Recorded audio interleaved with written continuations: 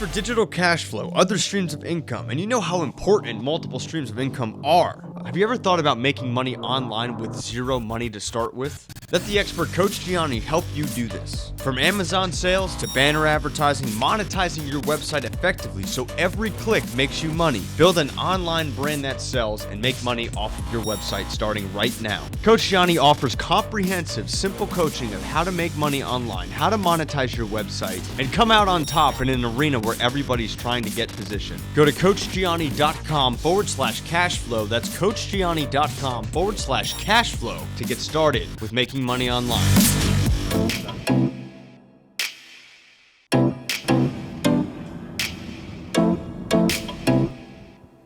Let's see when this Peter Voogd dude's gonna be here. I see him right now. I'll be right there. So here he is, man. Let's go get him. Hey man, how you doing, brother? Good to see you, man. Good to see you, man. Come in. Malibu pad. They wanted to show the house while we were here. I'm like, yeah, but I mean, what do I get? Yeah. And they're like, what do you mean? I said, dude, I mean, it's my house. It's my house for 20 days. Yeah. So what do I get? And they're like, how about 500 for lunch? I said, that's good. Wow, that's funny. So the guy just walked in and gave me $500 so they could show the house. I'm like, hey, that's how real estate works, man. Yep. Who has control of the RE gets the money. And if you don't get the money for controlling the RE, you ain't got the investment income RE. You understand what I'm saying? Okay, check it out, man. Great to have you here, bro. Yeah, I'm excited, man. So, look, I found this place online, okay? I found this joint online. Yeah, you can take as much video as you want, dude. But you know, your mind needs to hold the picture. I know. Because Instagram gets rid of it in 24 hours. My mind never gets rid of this shit. Okay, I'll tell you a story. I moved to La Jolla because you know San Diego. Yep. I went to San Diego one time when I was 32 years old. I was supposed to meet a dude there that sold real estate. He's like, meet me in La Jolla. I'd never heard of La Jolla. I've never been to San Diego. It was like the Malibu of the San Diego area. Oh then. yeah, totally. Still is. Yeah. And so I went to Windy Beach. I was supposed to meet this dude there. He no-showed me. And goddamn, I'm trying to remember his name. He was from Houston, Texas. I lived in Houston at the time. He no-showed me. I stood on the beach. I looked up, and I said, I'm gonna live here one day. I was 32 years old. There was no way I could live there. What was your current bank balance? I don't remember. I mean, I had a house that was $125,000 house. So you couldn't obviously get La Jolla at that point. I couldn't. There's no way I could buy there. I owned a $125,000 house in Houston, Texas, and I was scared I couldn't make the payments on that thing. So I left there, went home, but I locked this picture, this image in my mind of this little place. Went home every day and wrote, I own a house in La Jolla, California, on the ocean. 3 years later, I bought within 50 feet of where I was looking. Okay? Did not know until I bought the deal. Later, after I moved in, I'm like, fuck, that's where I was when I made the decision. Wow. That's definitely something that you internalized. Yeah, totally. And that house was $875,000, no air condition. I bought that house and was never happy in it because it was 50 feet from where I should have been. Bigger house? Or you just didn't? On the ocean. It was on the ocean. I bought across the street because I compromised myself because I was so freaking scared. Yeah. So bought the first house at $875,000. So you're in there, but you can't fully enjoy it because you know you should be at the other house. I was looking over the house I should have been in the whole time. Yep. So it was killing me, man. Every day I'd watch these people pull out of that house. I'm like, I'm supposed to be in that house. The chick that I was with at the time was she's like, oh, we're so happy here. I'm so happy here. I don't need that. When she left, literally within 8 months, I bought that house across the street. So you don't need people to tell you don't need something. Dude, it was just true for me. And by the way, she didn't need it, was true for her. Yeah. So this is the master bedroom. I don't spend any time on this deck. It's the next one I spend time on. So you don't like thinking too much about where you came from? No, I don't. It's not that I don't like it. I just don't, because like I'm looking at all this, man. It's like, what else can I do, man? What? So I don't spend much time in the past, and I think it's because, one, I spend a lot of time cleaning my past up. So I'm not stuck in it anymore. Yeah. I think people that spend a lot of time looking at the past and what happened, and mom, dad, It affects you know, their the future, injustices that were done on them or whatever they did. I think they have not cleaned up their own past. And I spent a lot of years, I spent probably 10 years of my life cleaning up all the shit I did that I wasn't proud of. And when you do that, when you really clean up the street, Clean peace of mind, and you can focus more. when you clean it all up, I think that's why people spend so much time trying to meditate, searching out all these ways. But the reality is, look, until you get rid of the thing you keep stopping on, thinking about, concerned about. I remember I worked in a grocery store when I was, 17, Market Basket, one of my first jobs I was fired from. That was in where? Lake Charles, Louisiana. Yeah, that's where you're from. And I used to beat the freaking vending machine. So I figured out, I was a stock boy, and I figured out how to rip off the vending machine. I'd go in there and freaking rip quarters off. First day I got 3 quarters, next day I got 30 quarters, next day I got 300. And I'd rip that machine off every day, okay? One day I quit working there. I lost my job there, actually. Not because of that, because I was, I wasn't focused. But that freaking stealing that money, literally haunted me for probably 20 years. And it was no money. I went back there later when I was 30 years old, brought back a bunch of quarters over there. I said, look, I don't even know how many I stole, man. I said, probably 1,000 quarters. You went back. Yeah, I said, here's $2,500. That's got to cover it. And I think I brought the guy like $2,200 I had. I said, look, I'll give you the whole 20. I have no idea what I stole from you, but I know I stole from you. And he's like, man, I wasn't even here then. Don't worry about it. Keep the money. But it's but it funny. cleaned it up for me, I got right? in trouble too for stealing when I was 15, 16. I stole pants from Emporium and stores, and I didn't feel bad for years. And I think that's why now, the last couple of years, I promote just being a world-class person, be a good person, integrity first, ethics, because I wasn't like that growing up. So it's interesting that you say that, because I haven't really thought about why I love being around good people. I hate negativity. I hate people that bitch and complain. I hate people that are not ethical. That's why I relate to you. Because you're not like that, but that's one of the reasons. Because when I was younger, I did stuff like that, and I was like, I didn't know any better. Yeah. It's interesting. So it feels good to be. Dude, it looks like you stole these jeans from somebody. No. Huh? Nah. Hey, we got a big age gap, my man. You don't know about these. Yeah. If I get you a pair, will you wear them? I doubt it. So what do you tell the young hustler that has the drive and ambition, but no clarity? They know they want these things. Yeah. Because you hear a lot of younger entrepreneurs talking about want, I'm gonna be, but they don't have the action plan. I don't think about anybody's age. Yeah. Like, why are we talking about your age, your color, your upbringing, your girlfriend? I think the problem is that we were all miseducated about money. That's a fact. People stop with what they think is good enough. If you were brought up to understand that 300 grand, you can't live on 300 grand. No. You would have never stopped on the first 300. Yeah. You wouldn't have had to have somebody tell you 300 was nothing. So I had a guy in here yesterday, older than me, came in for a coaching session. He's making 600 grand a year, been making 600 grand a year for years. Came to me for help. I said, dude, how you live on that? Yeah. Where does he live at? I don't know. What does it matter? He can live in Ethiopia. How you live on 600? How you live on 600 grand, man? The guy looked at me like his eyes all like, huh? Huh?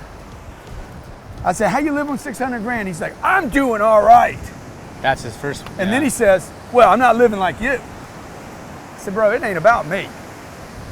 Okay? You got to quit lying to yourself. Okay? So he got defensive in a way. Oh, totally. Wow. Totally. I'm doing all right. I'm like, bro, you don't want to, you came down here. Where did he come from? He lived in California out here. I think he's up north. He got on a plane, flew down here with his family to spend some time with me to figure out how to go to the next level.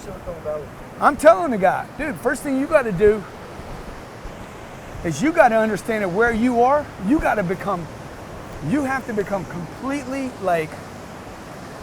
sick of it. Pissed Vomit off, yeah. sick. People are always like, man, you're so hard on yourself. I'm like, yeah, why not? Why wouldn't I be hard on myself? I'm an honest person. And if you're an honest person, that means you need to know your potential. And anything short of living at that level, acting at that level, thinking at that level, hanging out with people at that level is basically a compromise on your own integrity.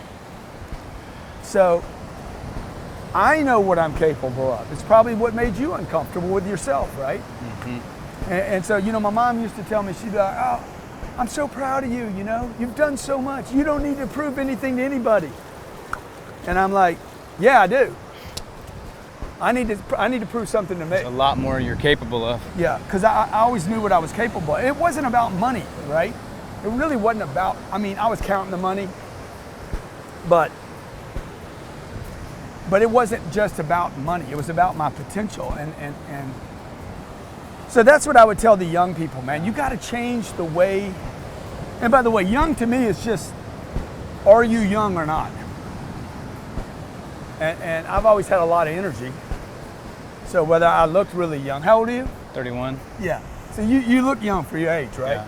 So you looked very young for my age. So when I was 31, I was insecure because I was like, damn, I think I look like I'm 23 or something. And I kept hearing that. People would tell me that all the time. Oh, you look really young. You're really young for your age. Da, da, da. But dude, nobody cares. When you're making a pitch, when you got a great product, a great service, you got some value, nobody really cares. Yeah. Jesus was 33, man. And ain't nobody said, we can't hang him, he's 33. We're not gonna put him on the cross, he's too young, okay? When he went through the market and tore the place up, right? He didn't say, oh, I'm just 33. Yeah.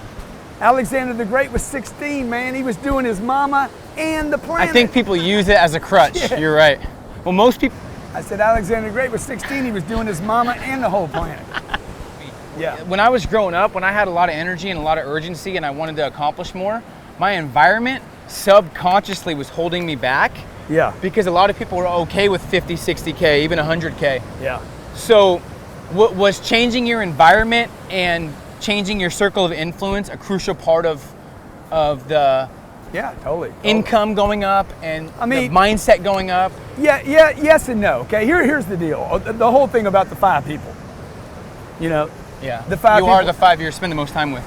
If you grew up the way I did, man, on Thanksgiving, you go home and you're with your family. Christmas, you're gonna be with your family. Most of your family didn't come from anything. So I don't think it's the 5 people as much as it's the 5 things you're doing every day. So execution. Dude, who you doing it with? Yeah. What actions are you taking every day, okay? What are the 5 things you do every day that can propel you forward? What are the 5 things you're doing every day that are pulling you back? Let's talk some of your, now at your level, your non-negotiables. What are the non-negotiables?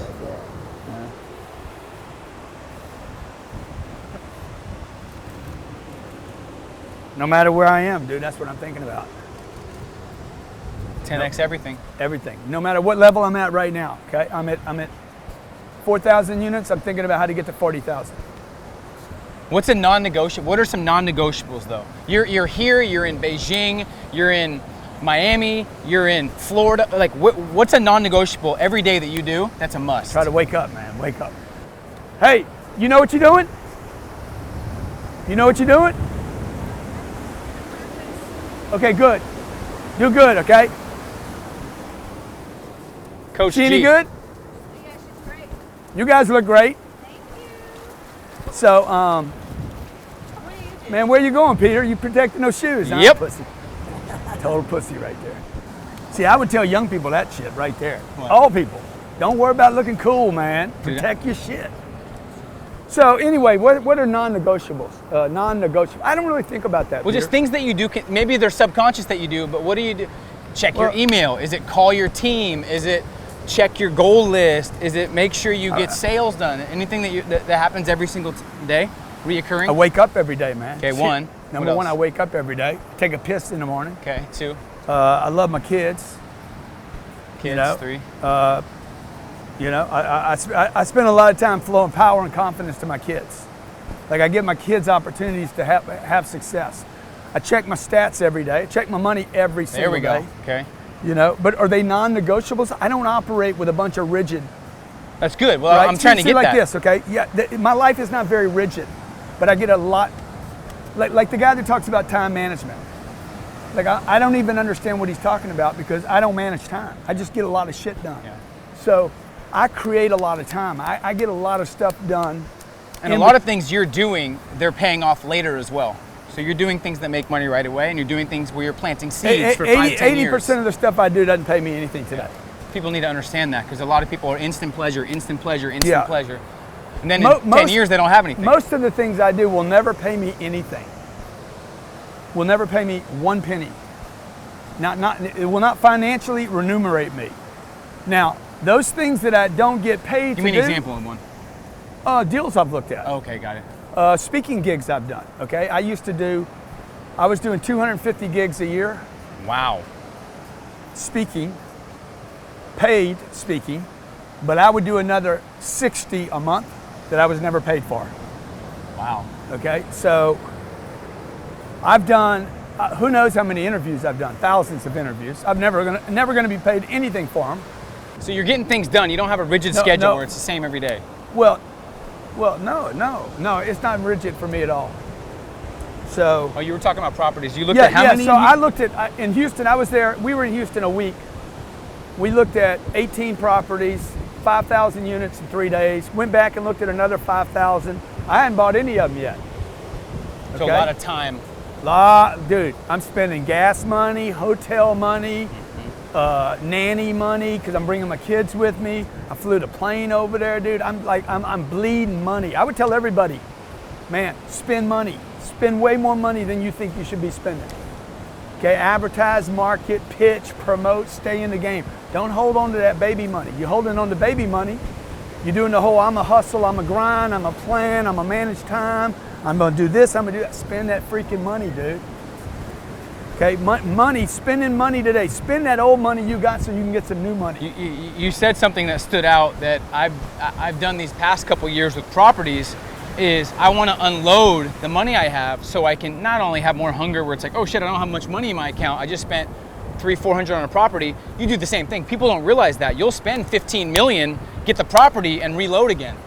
So you're saying, yeah. I mean, I think when I grew up, Grant, people were obsessed with saving. Yeah. Even my parents and my teachers and everyone's like, you gotta save. Yeah. And I don't know if that comes from insecurity or that comes from a fear of the future. No, it's like it used to work. It used to work. That economic plan. Why are they still promoting it though? Well, because it used to work, dude. It was the way. It was the way of the world. No. Since the Great Depression, it was the way of the world, man. It was like, hey, save your money. In the 50s, buy a house. But when I grew up, my mom was getting paid 12% at the bank. Yeah. Today, that pays a half a point. That means you're losing money. You're losing money. Yeah. Number one. Number two, she was earning 20. Her money was banking 24 times faster than my money will today. Is that right? Yeah. Half to 12. Jeez. Yeah. So people were used to saving, putting in the bank. Yeah. Interesting. Well, you could save. It did work. Okay? But that doesn't work today because the money's not going to earn anything. The money should be used to make more money, to make you bigger, faster, known better. And that's what I started doing really after the crash. Is in investing? 2009. In 2009, man, I quit holding on to old money. And the first 25 years of my career, I saved everything, dude. And it did help me. It got me to some places, right? So you believe in saving now for people, or you don't? No. Okay. I don't. I just want to get that clear. No, I don't believe in. I believe people should freaking put that wood on the fire. So put it back into yourself, your team, properties, advertise, market, spend, invest in what you need to know. So all those properties that I looked at while I was in Houston, so I can wrap this idea up. I looked at. Why would somebody go look at 10,000 apartments and not buy any of them? Because I ran into one building, and when I drove up on it, dude, it had a different vibration than everything else I looked at. I drove up on the deal. I'm like, who owns this deal? Found out who owned it. I'd done a deal with him 2 weeks before that I didn't buy. Oh, interesting. That I didn't buy. I put a phone call into him. He didn't return the phone call. Another wasted effort, apparently. I called the dude that knows him, that I worked the other deal on that didn't go through. And I said, man, can you get me this deal? I want this deal off market. I'm going to overpay to get it. Now, why would I overpay to get a deal that's off market? Why would I chase something off market when all this other shit is on the market? The equity, you know, the vibes. Okay, and no, the vibe, value. dude. It was all that shit I looked at that I didn't buy. All that stuff I looked at. I'm like, this piece of property, this trophy right here. So you might not have known that if you didn't look at all the other stuff. I wouldn't there know we it, go. right? I wouldn't have the wife that I have today if I wouldn't have gone through all the skanks that I went through. And you're not proud of all of them. No, I'm not proud of all of them. Dude, some of them I'm like, who brought you here? Who brought you here? How'd you get in my house this morning? What you doing here? Huh? And dude, I wasn't even drinking or drugging. Well, How you doing? Don't we know each other? No? I think she was one of them. talk to strangers. Yeah, so Man's kids talk to strangers. yeah. Keep going. Yeah, that's a good point though. So anyway, it was all the misses. They look like misses. I would tell everybody, man, look, just because it looks like a miss today doesn't mean it's not giving you knowledge. You know, one thing that I know that people are doing wrong today is they're learning. People are spending so much time learning. Not making They don't know anything, mistakes, man. yeah. You got to know something. I don't want to learn. I want to know. Okay, so when I go on a deal, this deal's going to be 90 million bucks. the one in Houston. Yeah. Okay. I know I'm overpaying for it. I know it. Okay. I know the bank's going to tell me, dude, you're overpaying for it. I know that. I know the seller is going to hold on and get the last penny. And I also know this. I'm going to make 90 million bucks in that deal. It isn't going to be today. But you're seeing things that other people won't see. I know, dude. I know. I've looked at enough stuff, okay, that I know that deal is going to be, if I don't make 90 million on the deal, I'll buy you dinner for the rest of your life. I could make 200 million on the deal. So, 90s low end. but you know what? When I lived in Houston, Texas, I shopped real estate every day, every weekend for 3 years and didn't buy one thing.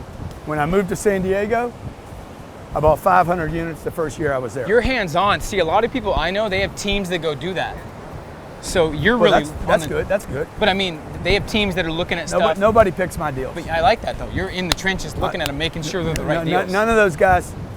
Those guys learn. Those guys have information they don't know.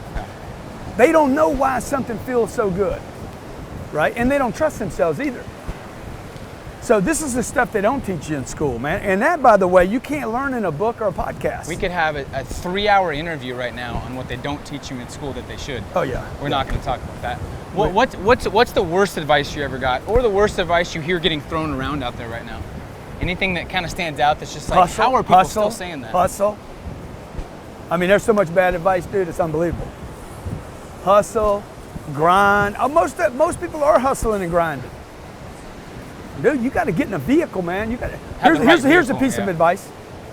Do what you love, man. What's going to happen if you do what you love? Might go broke. No, the money will follow. That's what they say. But that's not true, man. Yeah. There's no proof of that anywhere. And some big dudes say it too. Yeah. Some really successful people say it, but I don't think people are really looking at what they're saying. Oh, it's tough to respect a lot of people. If we're just going to be 100% real, it's tough because they're promoting one thing and how they became successful was the other way. They're not even promoting how they actually got to where they are. Yeah.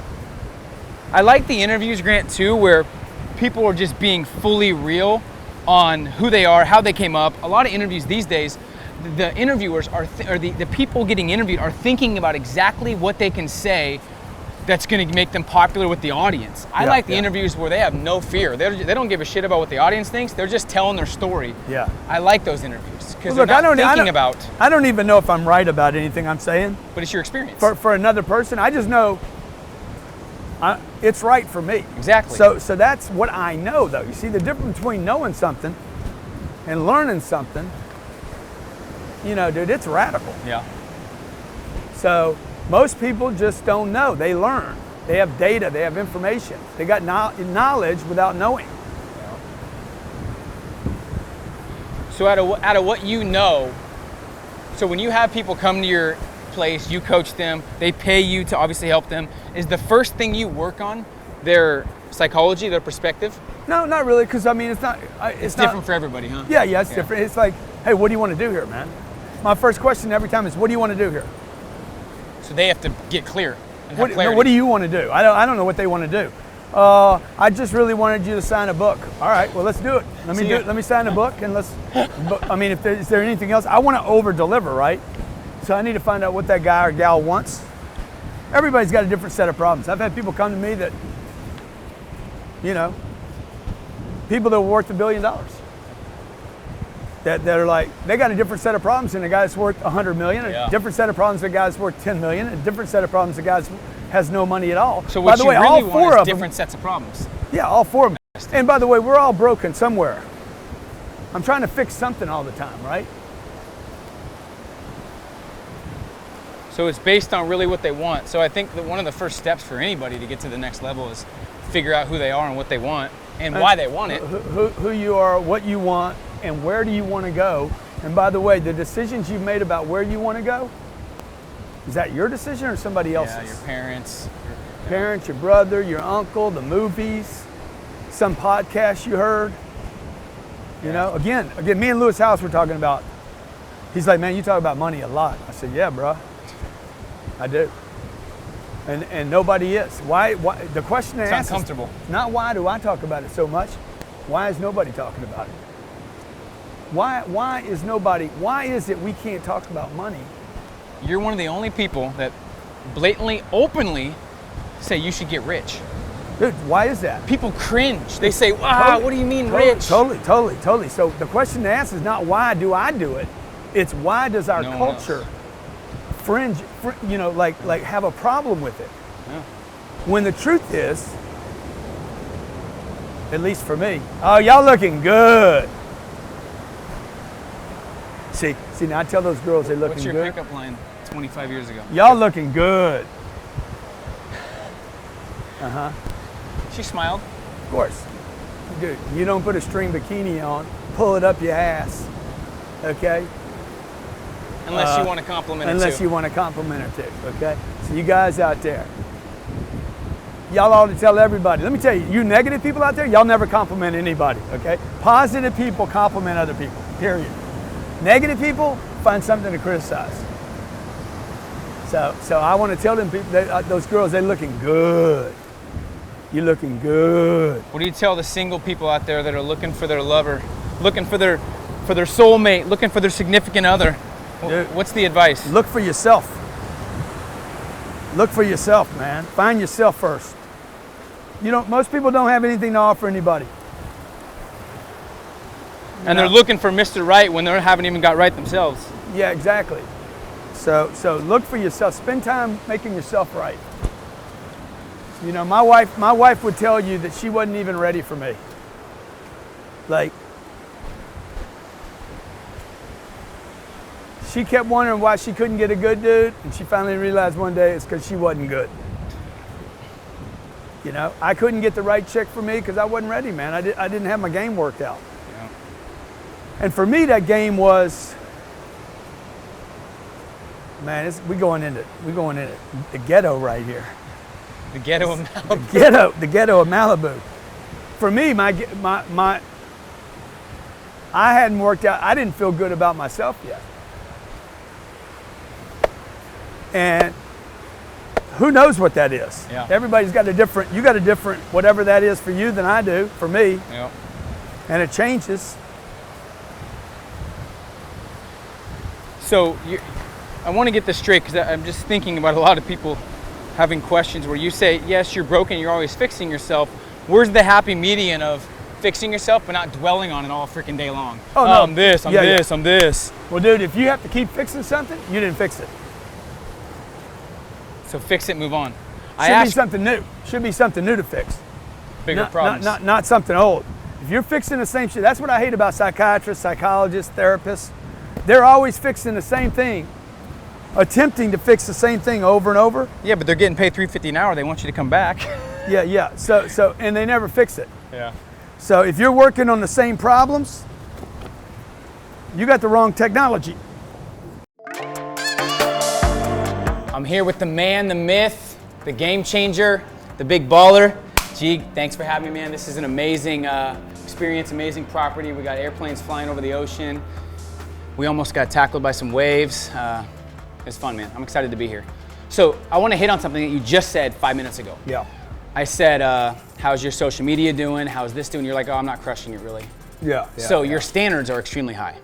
I've noticed that. So Well, you I mean, could be I- better than most people, but you're still not crushing it in your eyes. Oh yeah, I know for sure I'm not crushing it. So, you know, you look at the possibility of any of the distribution channels. I mean, pick one: Snapchat to Facebook to Instagram.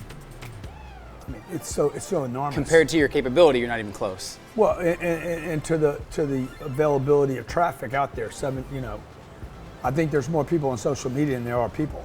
Well, yeah. So, you know, it's the most schizophrenic universes I've ever seen, because the guy on Facebook's different when he gets to Instagram, is different again when he gets to Snapchat, and different again when he gets to YouTube, and he hadn't yet gotten a phone call or an email, and I hadn't walked into his office in person. So there could be 7 or 8 personalities right there.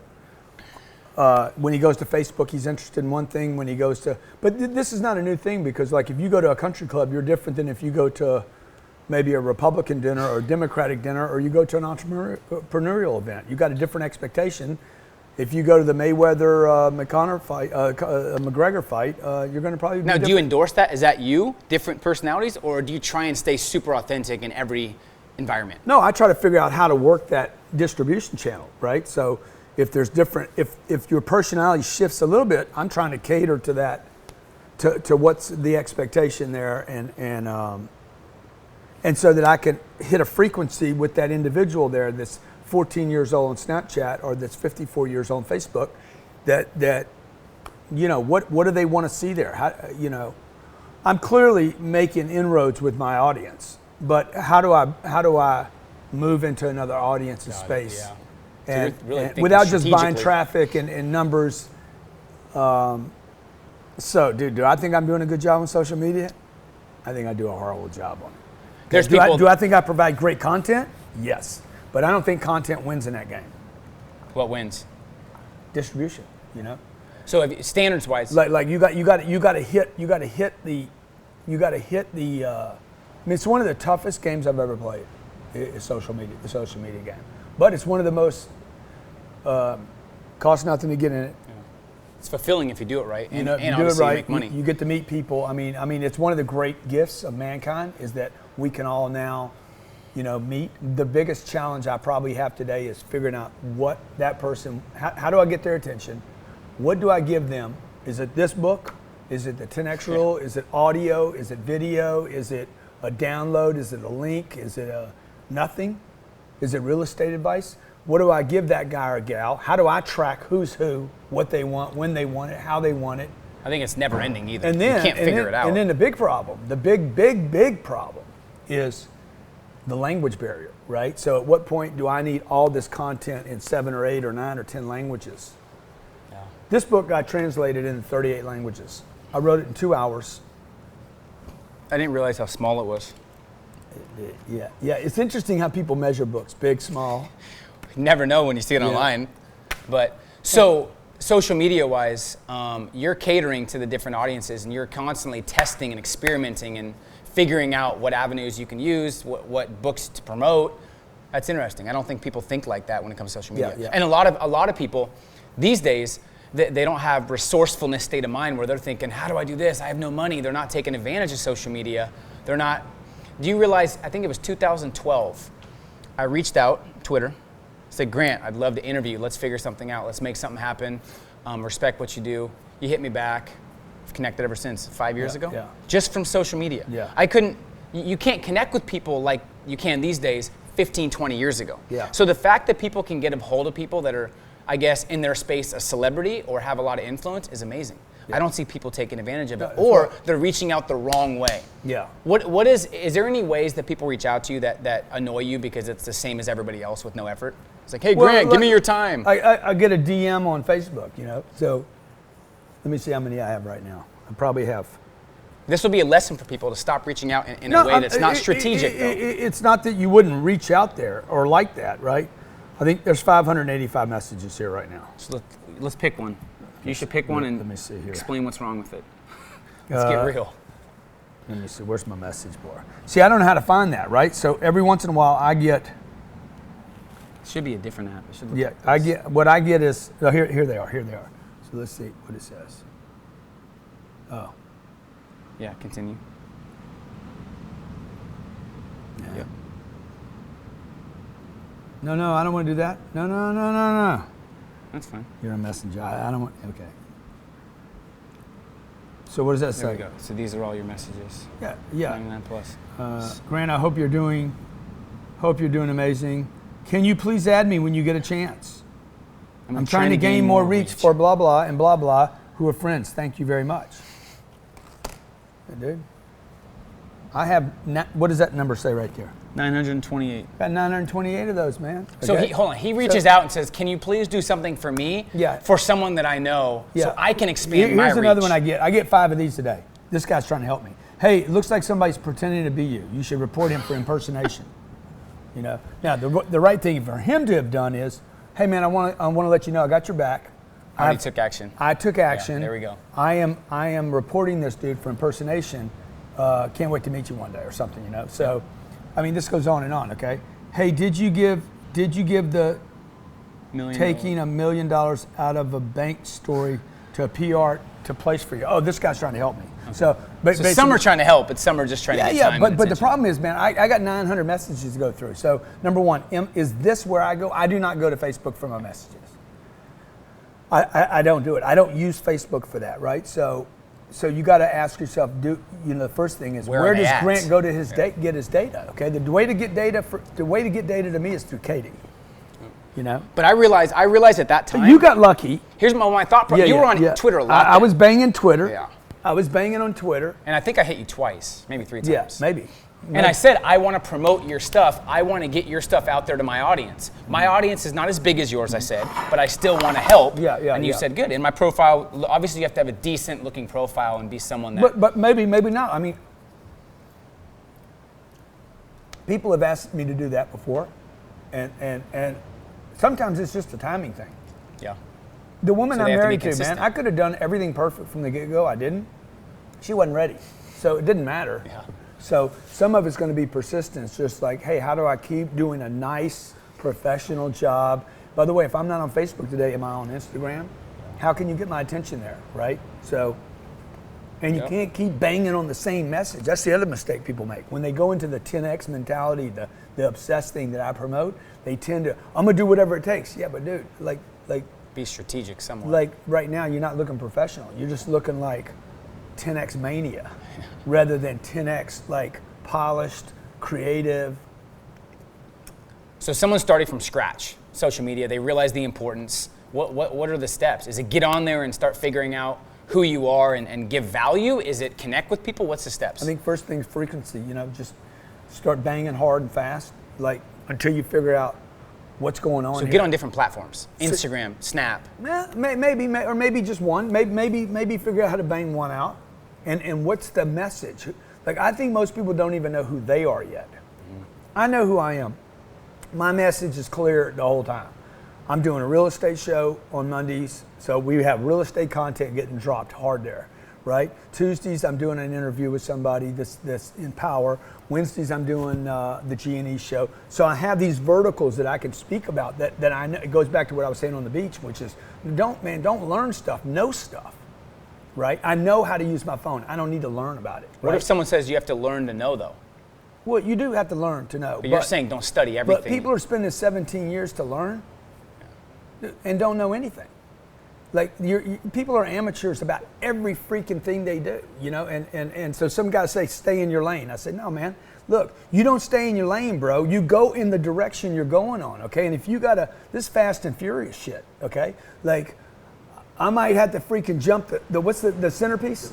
I might have to jump the median. I want to use all 12 lanes. You're in LA, you better learn to use all lanes, okay? The feeder, the freeway, okay? You might need to take a detour. So it's not about staying in your lane, it's about doing whatever you have to do to get the results you want. To get where you're going. Like, where am I going? I'm in a car, I'm in a lane because I'm trying to go someplace, right? So I know the concept is stay in your lane, do what you're good at. You need to get good at moving the freaking vehicle forward.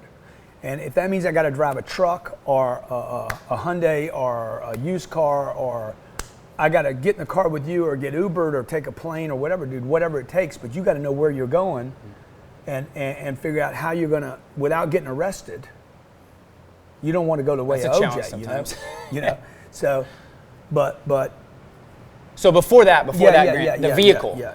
I see a lot of people going hard in the wrong direction, and they don't thoroughly think through where they're going, or they don't figure out who they are. So 3, 4, 5, 10 years goes by, they're in the wrong profession, they're frustrated because they had the wrong vehicle. Do you tell people to find the right vehicle first, or do you tell them to fail, and take action until they have it? I think I talk about this in this book, right? By the way, we give this away for free, so I'm not pitching a book. I want to give 1 million of these away. I know if I give 1 million away, I'll sell 10 million.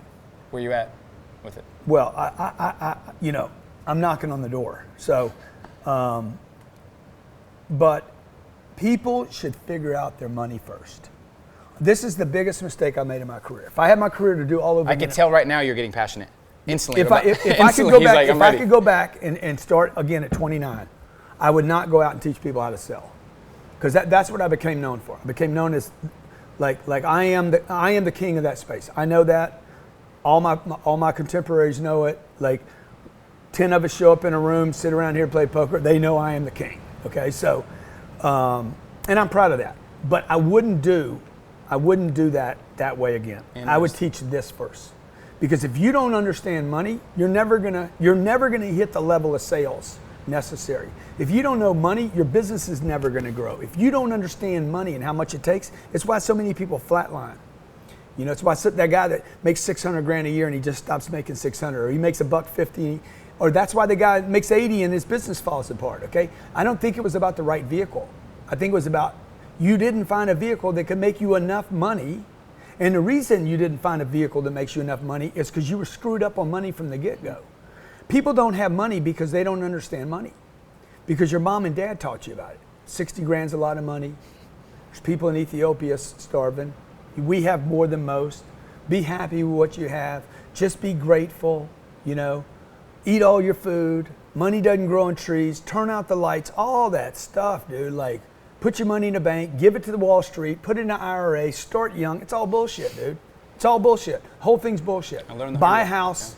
That's the way to save money, okay? That's a way to make banks rich. Mm-hmm. So a house is an investment. No, a house is a liability. So these are things that we were all taught. People are broke. People struggle with money because they have the wrong data. It's not because they're lazy. It's not because they're young. And it's not because they're in the wrong vehicle. And it's not a shortage of money. Look around. There's money everywhere. It's everywhere, bro. Yeah. Interesting. So you wouldn't teach. And I found out recently that you really didn't. You got into sales and you were good at it, but you didn't love it. I hate sales. Yeah, interesting. Still hate sales today. Nothing about sales I like. Nothing. I mean, I love it when I sell something and they buy it right away. I love that. Okay, I love it when they take my first phone call. I love it when somebody calls me and says, "I want to buy your deal." But you don't enjoy it. Dude, I hate it. Who likes that? People need to understand that. I had to do an audition with NBC this week. Who are we doing with? NBC, A&E, and no, not Nat. Anyway, dude, I hated every one of them because it's a sales pitch. An audition is a sales pitch. I'm driving down Sunset Boulevard in LA, and there's the SAG. Is it SAG? What's it called? Screen Actors Guild. Well, you guys, I'm talking to you guys, man. Yeah. And if you go over there at 10 o'clock in the morning, dude, there's a line, man. It's like halfway. And my wife says, "Oh, the Screen Actors Guild." I said, "What is that?" She's like, "Those are actors." I said, "No, those are unemployed people." Those are unemployed people. But that's an unemployment line, champ. Okay? And why? Because they're doing a sales pitch. Those are salespeople, dude, that don't know how to make a pitch. So I hate the pitch, bro. I hate it. Now, that being said, you know, you understand the importance of it. You better love the shit you hate. But that's the only thing that's going to separate you from everybody else. Yeah. Everybody says love what you do, you know, and the money's going to follow. I say, no, man, love what you hate. Okay? Be great at what you hate because nobody else wants to do it. Yeah. Not even salesmen like being salesmen. Well, a lot of people say I'm not good at sales. It's not for me. I'm not like the salespeople. Yeah. And then they don't do it. Yeah. You need to say that and say, shit, I still need to do it to make money, to make sure I feed my family, but also make sure I'm getting wealthy and stuff like that. Yeah, well, and you need to quit saying you don't like sales because it doesn't matter. Yeah. Okay, you need to quit walking around being a little bitch too. Okay, so look, everybody takes it. You know what I mean? Yeah. So please You don't have to enjoy it. That might Well, be. no, you that should might enjoy be an it. You Instagram should cut. act like you enjoy it. Yeah. You should put a smile on, act like a pro. Okay. Now I have an image. Yeah. Now, why am I saying that? I'm saying it because, look, man, it don't matter if you don't like something. Your whole life, 50% of your life is going to be doing stuff you don't like. Okay? You have a little baby girl. She vomits on you. You don't. What are you going to do? God, I can't do this. No, man, you're going to father up. Yep. You're going to mama up and do it. And I'm looking at these houses. 20, 30 million up to Larry Ellison's. 100 million, 50 million. Probably every one of those people, unless they got inheritance, they're doing stuff they don't like every day, and that's why they live in these places. Yeah. I see that, and I think about that stuff. The people that don't do the things that they hate doing, they do them every day, they're the ones that get to see the great lifestyle, Dude, the guy that lives in this house, okay? Let me tell you what $20 million house, he rents it for $100,000 a week. These doors that he spent 50 grand on, they're gonna have to be replaced in 12 months. Okay, go around here and look at all the paint that's getting jacked off. It's like endless, man. It's that toaster over there is good for about 9 months. The refrigerator will be dead in a year. Okay, there's electrical up in the ceiling here that you don't see. It all looks pretty and everything. This place is falling apart right in front of our eyes.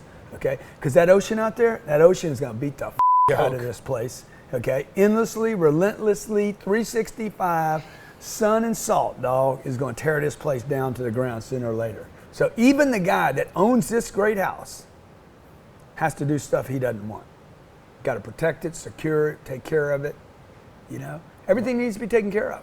So do what you hate. It'll pay you. That's big. I wish I knew that at an earlier age too. So I'm gonna go back to the money thing because that's you listen to 1,000 interviews online. 1% maybe talk about money. Maybe. Yeah. People shy away from that. It's the strangest thing. Yeah. I mean, you need money. What's not comfortable, what's a number that you think people should have that consider them rich and they can live comfortably? Rich? Yeah. Wealthy. Well, it's different. Wealthy and rich. Okay, so. What's a number for people to shoot rich? for? To be rich? Just super straight money. Rich or straight rich? money. Just rich. Like an what amount. Does that mean though? I don't know what that means. I'm asking you. Because everybody watches is going to be like, I got a different definition. Okay, well, because you don't know what you're talking about. Okay, how much money? 20 million, but okay. You need 20 million. You need 20 million. You need 20 million to be rich. You probably need 50 million to be wealthy. You need 100 million to make a move, you know. And north of that, then it starts getting good. Even those levels. But you start talking about 200 million, 300 million, 400, you can start making some plays. But look, I know a guy's got $900 million in the bank right now. I mean, I saw the money. I said, dude, show me your freaking bank account. He sold a company worth $4 billion, $28 billion. He walked away with $4 billion.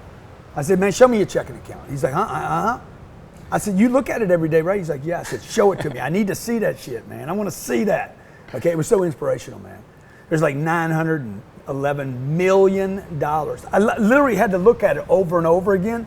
You got a because screenshot. my eyes couldn't focus on the zeros. I couldn't read it. I'd never seen this before, you know. And I said, dude, like, tell me, let me see your Merrill Lynch account. Okay, so he shows me his accounts. Day before, he lost like $400 million. That's what it means to have that kind of money. Like, you're making huge moves. And by the way, I said, man, how you feel about losing $400 million? He said, it's all right. I'll get it back. It's all right, man. I'll make $500 today. So it was like, the play, the thing. Now, do I need that much money?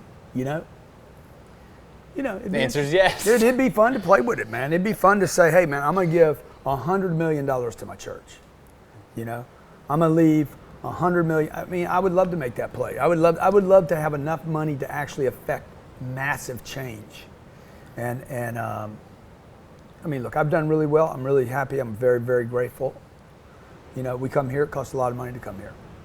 It costs money to bring people here. I've been broke. I've been rich, and I've been wealthy, and they don't make you happy. One level, you're not. If you're unhappy, you're going to be unhappy if you're wealthy, but at least you're wealthy, you know. And so I would rather be unhappy and wealthy than unhappy and broke. Okay, because I've done the broke I'm with thing. you. I did the experiment. Okay, it didn't make me happy. Yeah. I was disgusted with myself. I've been And by there. the way, I was broke most of my career. So even when I have money, like I was making $1 million a year and I was broke. So nobody can tell me $1 million is a lot of money, because I know when you have $1 million, I know where it goes. If you make $1 million a year and you live in the state of California, you end up with about $400,000. Okay, if you're trying to send your kids to great schools, if you want a couple of nice cars, you want to live in a great place, you want to give some money to your church, you don't have any groceries, money. clothes, yeah. But people have this misconception. So what do you tell the person? Let's bridge the gap a little bit. Do the math. What do you tell the person that's right now watching, Do the in math. their head arguing, Do oh, the it's math. not about that. I'm good with 80K. What do you tell that person? You need to do math. You haven't done basic math. Okay. Now the reason I went to school was every class I ever went to, I was going to get rich. That's all. I want to be rich since I was 8 years old. So I don't know if you've heard the quarter story. Did you hear my quarter story? I lost a quarter. And your uncle said something? Yeah, my I think my I did. grandpa. Say it again. Yeah. Well, I lost a quarter. My dad I've said, heard "Don't it. play with money." Got all pissed off at me. Never play with money. And my grandfather grabbed me later and he says, "Never go anywhere with one quarter." And that was a life changer, dude. That was a game changer for me. I'm like, shit, man, that was the mistake, man. I only have one quarter. I got to get some quarters, right? And then you get all this stuff about money doesn't grow on trees. You can't have unlimited money, and it's hard to get money, and it's difficult. And I'm looking around, I'm like, there's money everywhere, man. So go down to 405 here on your way home. Just count money. 30 grand, 30 grand, 30 grand, 30 grand. Just count the cars. You'll be at billions in no time, right? Count the houses up and down, right? So count the palm trees, man. These palm trees are worth $4 grand a pop. So,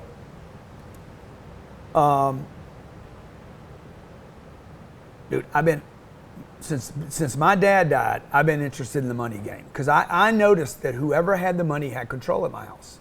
My dad had the money. He made the money. He had control. He decided where we went, when we left, how long we stayed.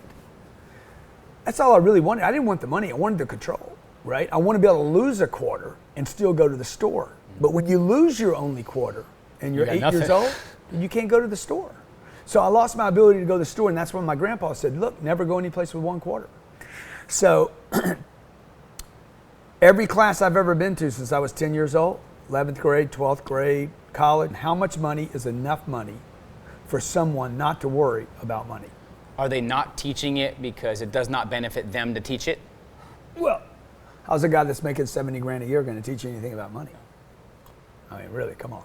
There's a kid that just posted on Facebook, I'm not going to give details, in our academy that's making about 15 grand a month, close to 20, 16, I think, 17. And he said he's not going to go to high school anymore. I don't know if that's good or bad, but it's just, he's going to make 200K at 17. His teachers are bitching at him for certain things, and they're making 40. Yeah. It's an interesting world how that can happen. Yeah. Things are changing, man.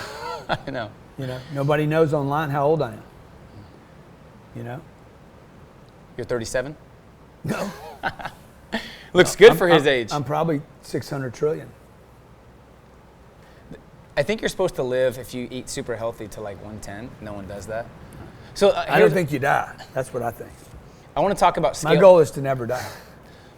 What's your plan? What's the action steps for that? My goal is to live beyond my body. You want to dive into that now? You know? That's my goal. There's no limits in this interview. I mean, I'm planning for the heaven and hell thing, but I'm banking on the reincarnation deal. Got The it. immortality thing. Makes sense. And I can see, you're not joking. Oh, I'm not joking, for sure. But I do have my rebuttals ready for God. In case I get up there and he's like, dude, a lot of cussing going on, a lot of throwdown. You've done more good than bad. That's right. That's funny. So let's switch gears to branding and social media and scale. One thing that I learned, luckily from mentors, was figure out obviously what's most important to you, know yourself, and then make sure you have the right vehicle that hits those values. So for me, I made sure I was focusing on things that scaled, because it doesn't matter if you are making $1,000 an hour. If you're trading time for money and that's all you do, it's tough to get wealthy.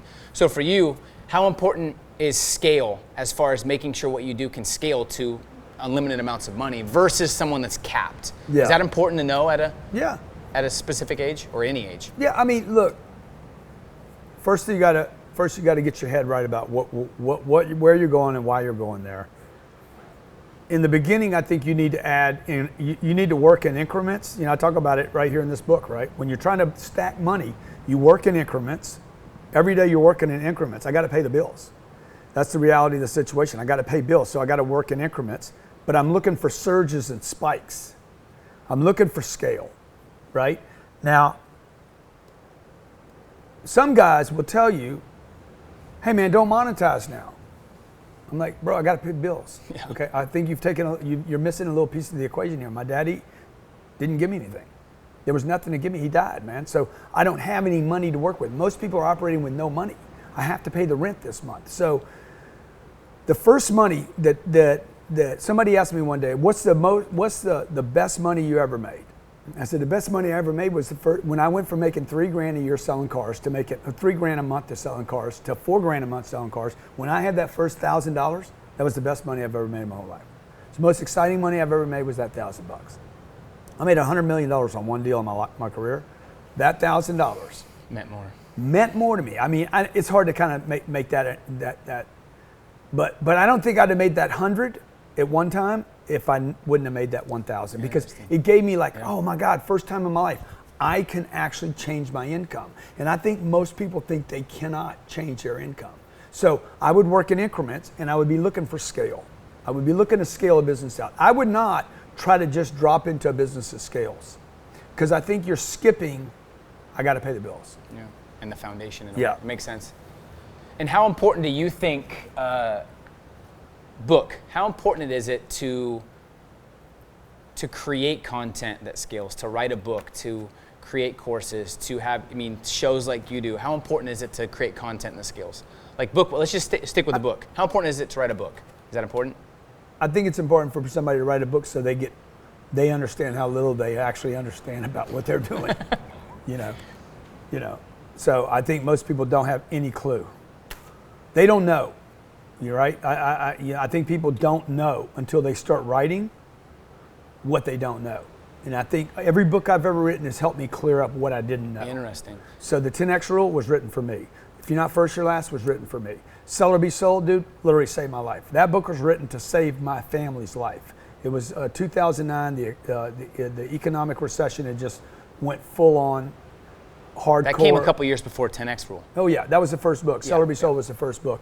And that book was not written for the public. That book was written for me to figure out how am I going to get my family out of this bullshit, stupid shit that I just did. Yeah. And then I realized, the whole world's a salesperson again, because all that free credit had been sucked out of the marketplace. So that book was a game changer for you. Oh yeah, the book was a total game changer for me. We went out and sold books during the Great Recession, door to door. Okay, that book it was self-published. I wrote it in 3 hours, full of grammatical problems, and I went door to door, business to business, selling it. We sold more books. I sold more books. That book sold more books than my New York Times bestseller. Wow. The book's never been in a bookstore. But it also gave me the confidence. Okay, I could scale out. I can go out wide because I had been stuck in a vertical. So did you see the business grow from that too? Because of your notoriety and because of the publicity it brought? Not really. Not the first one. Okay. And then I did the second one, followed it up. And then the third one, I got a book deal. But the books aren't going to do the deal for you. Everybody's out there trying to, they got a book to release and they're number one on Amazon. Dude, it doesn't matter. If you got the number one best-selling book in the world, and it's aspirational and self-help, you can count that for about like a 0. Yeah. Okay? Now, if you're going to write a Harry Potter series, go get it, okay? But if you're going to write a book like me and you write, and you become number one New York Times bestseller, Wall Street Journal, USA Today, and Amazon, let me tell you what that's going to convert to. About nothing, okay? What are you going to do after that? Okay, you're not going to get speaking gigs because of it. You might get a podcast or two. Okay, nobody's going to know you. You're not going to get a movie. You're not going to get a speaking career. Tony's not going to call you and say, be on my stage. You got to put the work in after. Well, dude, that means nothing. You wrote a fucking book. I mean, come on. Nobody's going to even read it. These days, anybody can write a book. That's the problem. Dude, 50 years. So when they say, you're a New York Times best-selling author, half the people that bought that book didn't read it, man. Yep. So like, if you got real good stuff, years ago, anybody could write a book. Yeah. You know, if you got ink and you got paper, you can write a book. But if you can't sell it and nobody gets it, it don't matter. By the way, 50% of the books that are bought So when they say, you're a New York Times best-selling author, half the people that bought that book didn't read it, man. Yep. So like, if you got real good stuff, your biggest problem is not selling books, it's getting anybody to read it after they bought it. That's why when I release a book, we go audio, video, downloads, links, short books, playbooks. This book turned into a 40-pound book. Wow. I never show anybody the 40-pound book. I show them that book. So you didn't, what I want to really have people conceptualize, you didn't write the book because you're like, I got to write a book to become a best-selling author. You wrote the book because it saved your life and you were writing everything that you were feeling in the moment, and it was full of errors. It wasn't perfect. Definitely. You're writing your way I'm out trying to of- write. I'm trying to write what my people are going to have to do to sell out of this situation. So it was like, Then we took all that content, laid it down in video, and then we took that content and we started selling it to companies. Okay, we didn't go sell a $15 book or a $15 program. We went and sold an $80,000 product. So when you talk about scale, most people when they say scale, they're talking about something $99 or $9.99. We did an $80,000 product. that was a training. Yeah, and went and sold it to companies. Just in the last 3 years have we released any of those products to individuals. So while everybody's been playing the entrepreneurial game, big scale, very wide, we were playing we weren't playing a vertical, because we'll call on anybody from Ashley to Sprint to Toyota, or to Northern Trust, a bank, or to an insurance company. We were going big margins, high prices, much more difficult calls, and validating the product with big sales forces. And then it came back and in just in the last 33 months actually opened it up to entrepreneurs. So no one's thinking like that when they have a book. They're thinking the book is the end-all be-all. Yeah. They're not thinking about the $80,000 back play Yeah, or yeah, making yeah. sure Well, they continue the business. And they don't, and back to your original question, how important are products, you know? Do you know anybody with $80,000 products? But here's what I like about you. You'll sell yeah. something that's $99 like you sell something that's 10 grand. You're fired up. Oh, totally. It's like $19.99, I'm selling it. You know, I'll push this book for free as hard as I'll push an $80,000 program. Because to me, it's all flows. I'm thinking in flows, right? Like it goes back to the body thing, right? It goes back to life. All of life is a flow. That's why I love coming to the ocean, bro, because the flows don't stop here. Okay, that ocean comes in 24/7. and it goes out. Comes in, it goes out. Mama says, quit, stop asking me. The ocean don't stop. It don't stop, I don't stop. Oh, You know? that's funny. So it just keeps coming in and goes out, keeps coming in. So it gives me permission, man, to be me. So I want to end with this. You said something a while back that I wanted to clarify. You have a specific image online, like a hard ass, don't be a little bitch, you push people, and you're aggressive in a way. I don't work on that image, by the way. I know. But you said you So still, it's not like I'm trying to do something. you still so everybody don't know knows. how to get words out, you say sometimes. You say you're working on your image in a way, but it's cool to hear that you said that you're not sure how you're getting, it's hard, I can't remember exactly what you said. You said something about, When did I say it? on Lewis's. Okay. You said that you still don't know how to get words out right sometimes. You're still just pushing and pushing, and you wish you were better at saying certain things. But it's cool to see you vulnerable saying that when Yeah, people don't yeah. even realize that you're Lewis not. did a great job in that interview, by the way. Lewis was like, he's a super interviewer. I don't know, he tapped into something in me. Definitely. It was interesting. Yeah, very interesting. Yeah. You say you wish you were better with words sometimes. No, I mean, I wish I was better at everything. There's nothing. I wish I was a better dad. I wish I was a better friend to John. I wish I was a better boss. I wish I was better at, real estate. I wish there's nothing I don't wish. Is there Frank Sinatra only had a few regrets. I got a lot of them, dude, Is there anything you want people to know about you that they might not know about the behind the scene Grant? Well, I'm not just a hard ass. I'm a fun dude. I have a lot of fun. I think when people see me having fun, they're annoyed by it. They're like, well, that's just not right. Dude, when you have fun, you do shit that ain't right too. Like when you're with your buddies, you say shit that you're like, okay, I can say that here, right? So, I mean, I live in America, man. If you can't say whatever the hell you want in this country, laugh. I have a lot of fun. I think a lot of people don't understand how much fun. I think they take my fun when I'm having fun is like, oh, he's some arrogant dude or something. And you know, I probably am arrogant. You know, It's better than being insecure. I'm not insecure. You know, I'm definitely not insecure. So. People always talk about you're cocky, not you, but in general, you're cocky, you're confident, you're arrogant. I'd rather be that than insecure and frustrated and hate who I am. So it's good to be cocky and confident. Yeah, I mean, I don't know. I'm not thinking about like, oh, I got to walk a certain way. I think, you know, or talk, or I got to, now's the moment for don't be a little bitch. When I say that, man, I'm not being mean. I'm talking about myself. I'm not talking about other people. I'm talking about when I bitched out. You know, when I say get rich, man, I'm talking about when I'm talking to me. I'm not really talking to other people. When I write a book, it's not for the audience, right? When I wrote that book, I wrote this book after a charity event.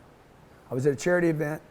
There was maybe 200 people in the room. We raised $2 million. That's unheard of, okay? 200 people raised $2 million on a Sunday night.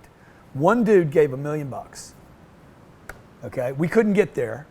And what I experienced when that dude said that was everybody in the room, 199 people, wanted to be that dude. So let's end with this, Grant. I want people watching to have that aha moment or that electrifying moment that you had with this, where you want to take action. What is the final words for people right now? They're watching, they're hungry, they're fired up. What's the parting advice for them to really take what they're learning and take action right away? What's the final words that you want to give go them? back and listen to this whole interview again. Listen to everything that I'm saying. Like, you know, I'm not saying it to try to get you to do something. Like, you know, what am I saying? Why am I saying it? Like when we were down on the beach, the most important thing to me out of this whole thing was why do so many people not talking about money? Right? Like even this interview with you, doing it with you, you know, I'm a very selfish person. I'm extremely selfish. I do almost everything for me. The books, the interviews. Hey, what am I going to learn from Peter today? What am I going to learn from Peter today because he took the time to ask me so I can look, hey, what's true or not true? Like I'm always in the classroom, right? I'm always in the classroom. I want to know. I don't want to learn. I'm not interested in learning. I'm not interested in more knowledge. I'm interested in knowing. So that I have 100%, you know, I want to be right. I don't want to be right for my ego. I want to be right so I can win, so I can be a good example to my kids, my wife, myself, and then I can do more things right than wrong, man. You know. You heard it first. Well, man, I appreciate you. I have much Thank respect you, for man. you, and thanks for being a Same world-class to you, bro. dude, man. Thank you, man. I'm excited to get this out. Thank you, brother. See you guys. It's 100 acres off the 95 for 100 and, you know it's 110 million, right? Not 100?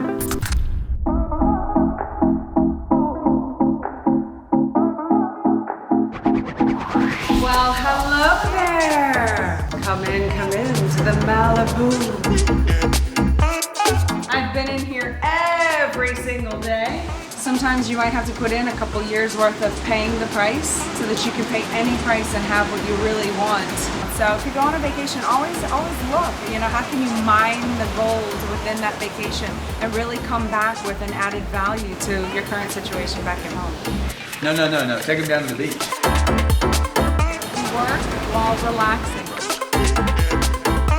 Now it's time for you to go. I got to go.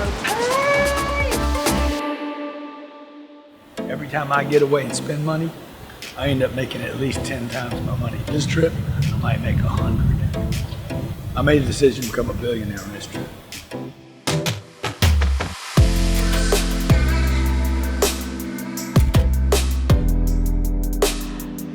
10, baby. 10 is my favorite number, the multiple, the big multiple. Boom.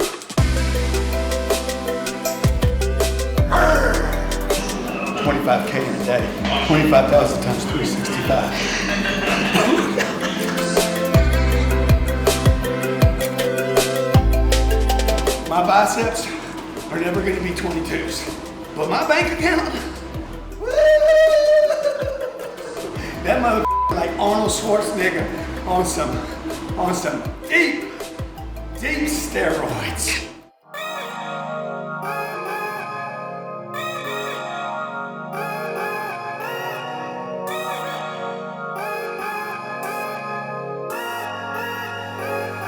I just got done talking to Grant Cardone and his beautiful wife and in their beautiful home. It's fantastic. Grant is, he's such a powerhouse. I can't believe the information that I gained from him.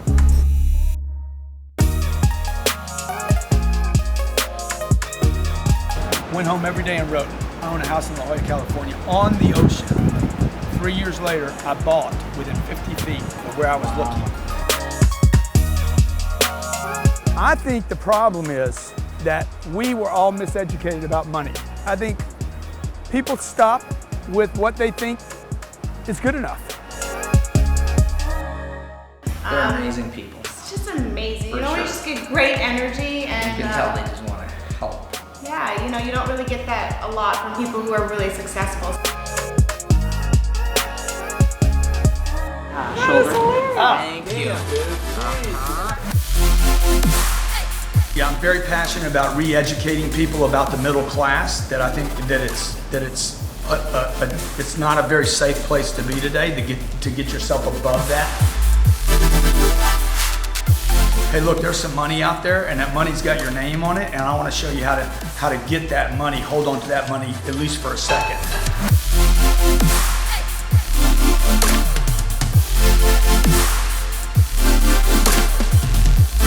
Where are we going, guys? Universal Studios!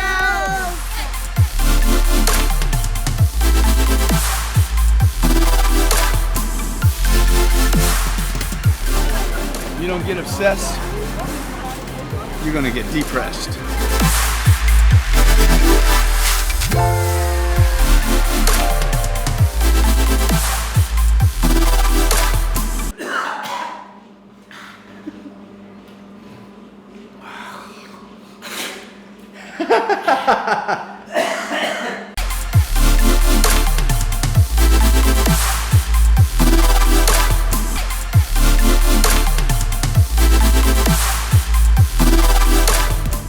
If you're looking for digital cash flow, other streams of income, and you know how important multiple streams of income are, have you ever thought about making money online with zero money to start with? Let the expert Coach Gianni help you do this. From Amazon sales to banner advertising, monetizing your website effectively so every click makes you money. Build an online brand that sells and make money off of your website starting right now. Coach Gianni offers comprehensive, simple coaching of how to make money online, how to monetize your website, and come out on top in an arena where everybody's trying to get positioned. Go to CoachGianni.com/cashflow. That's CoachGianni.com/cashflow to get started with making money online.